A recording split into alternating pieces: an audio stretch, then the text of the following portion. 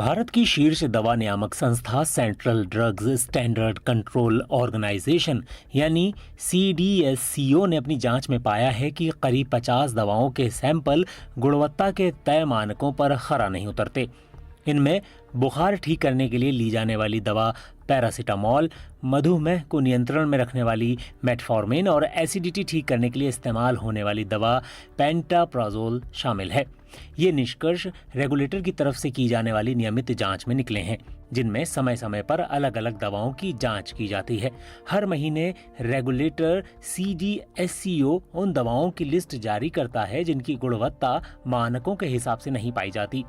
केंद्रीय और राज्य की नियामक संस्थाएं बाजार से दवाओं के सैंपल इकट्ठा करती हैं और फिर उनका टेस्ट किया जाता है।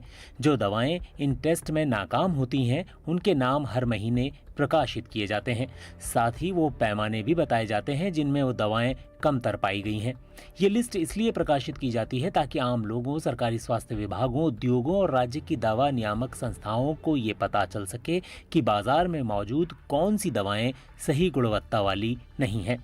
क्योंकि दवाओं के सैंपल की जांच अचानक की जाती है, रैंडम तरीके से की जाती है और निष्कर्ष सार्वजनिक किए जाते हैं, ऐसे में दवा बनाने वाली कंपनियों तक ये संदेश भी पहुंचाया जाता है कि उनके उत्पादों पर नियामकों की नज़र लगातार बनी हुई है। दवाओं में क्या क्या दिक्कतें हो सकती हैं?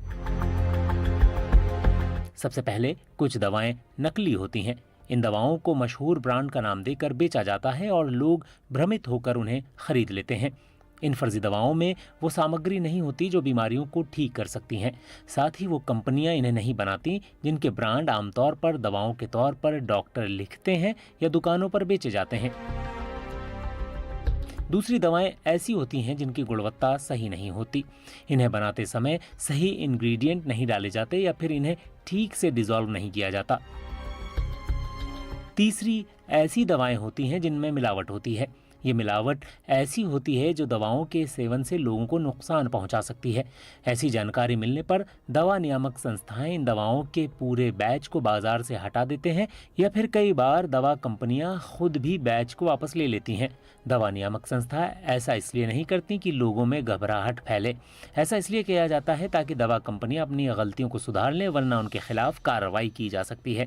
साथ ही अगर कुछ सैंपल गुणवत्ता के तय मानकों पर खरा नहीं उतरते, उसका ये मतलब नहीं है कि बाजार में उपलब्ध उस सॉल्ट या ब्रांड की हर दवा या कैप्सूल नकली है या उसमें मिलावट है या वो तय मानकों के हिसाब से नहीं है।